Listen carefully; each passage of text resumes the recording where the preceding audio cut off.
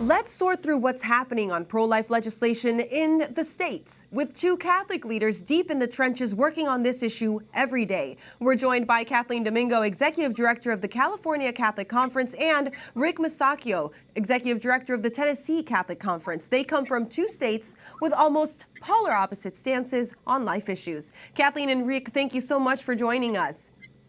Great to be with you. Rick, let's start with you very briefly. Give our viewers a quick synopsis of what has happened regarding abortion legislation in Tennessee since the Dobbs decision 1 year ago.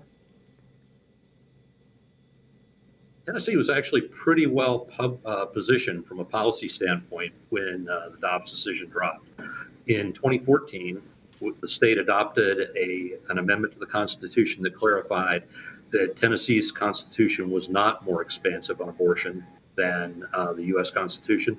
And then in 2019, the legislature passed the Human Life Protection Act, which served as a trigger law that once Roe was overturned would kick in and put very significant restrictions on abortion in the state.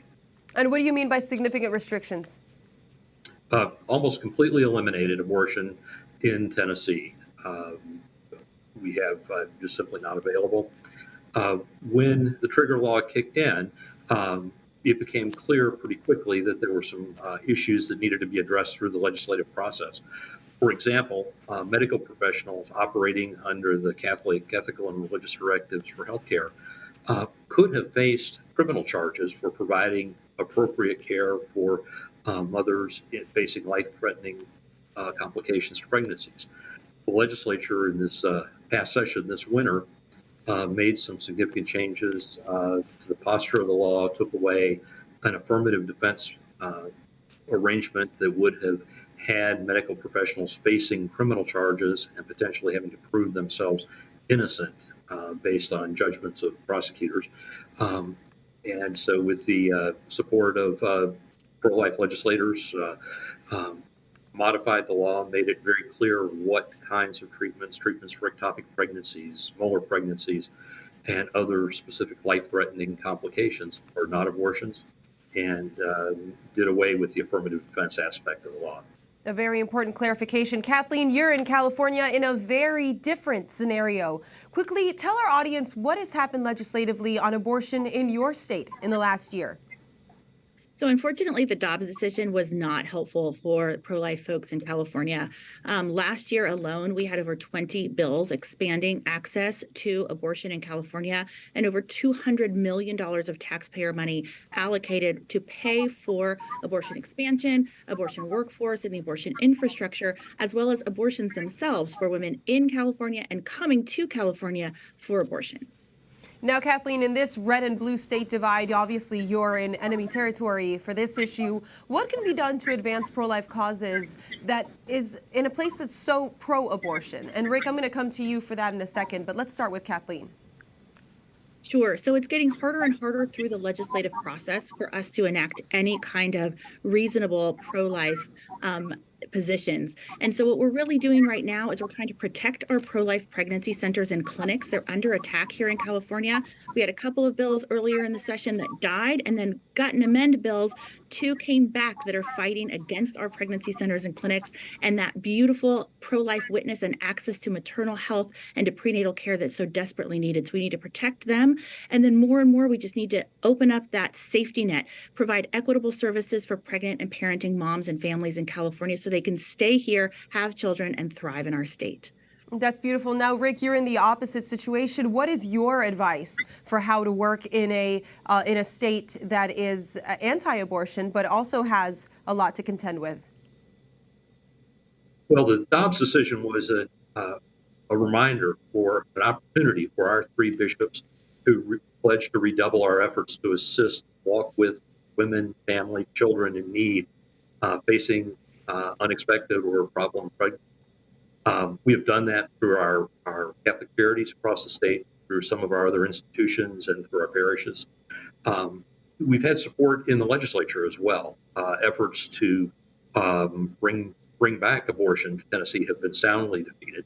And Governor Lee, through some of his other budgetary actions, has dedicated significant funds, I believe about $100 million, to supporting families caring for their children in the first year of life. One of the Medicaid available benefits now is diapers for low-income families for the first year of life. And of course, sounds like a little thing, but for people facing poverty across the state, that is a significant help. Oh yeah, it's expensive. So, we've been very fortunate that that we have that kind of support on abortion, on early life issues, and it's also an opportunity for us to advance our teaching, the expression of life issues beyond abortion. We have, of course, issues with death penalty here in Tennessee, and recently we've been the epicenter of some horrific gun violence in the state. So it's an opportunity for us to talk to legislators in a holistic way and express our position, the idea, the reality that our teaching understands life begins at conception and continues until natural death.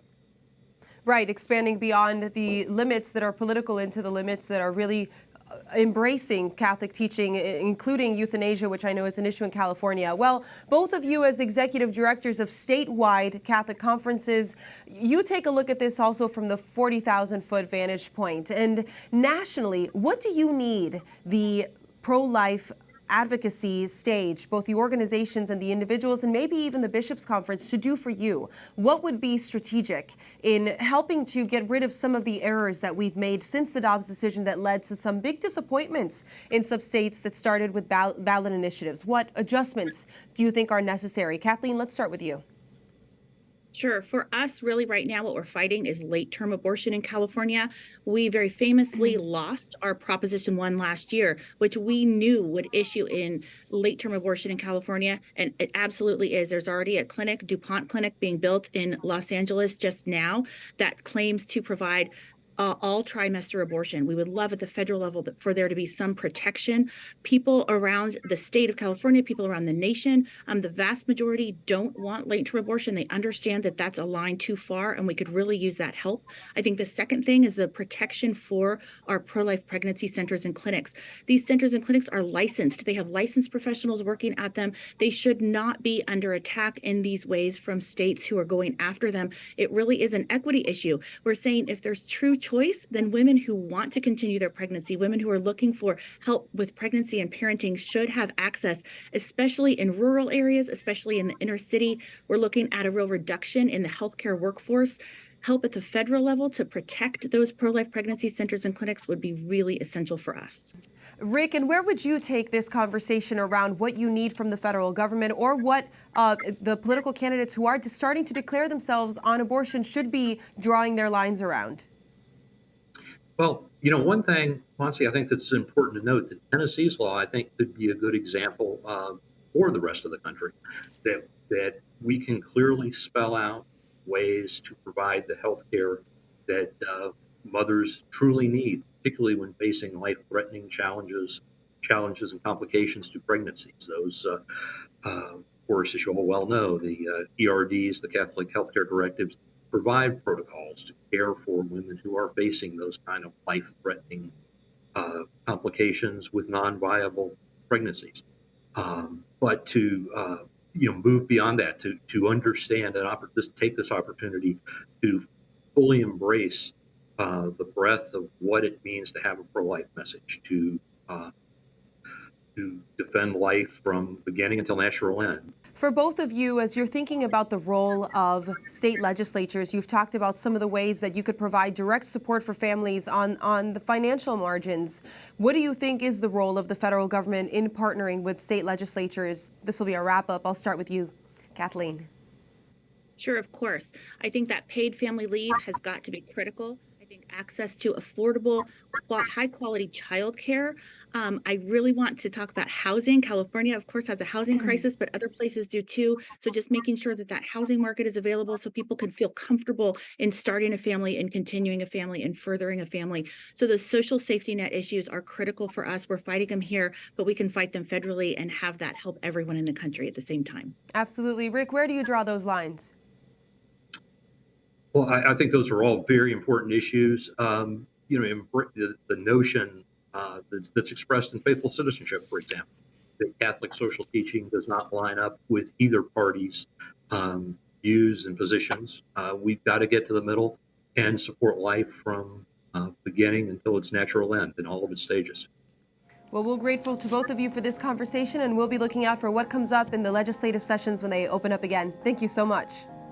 Thank you. Thank you.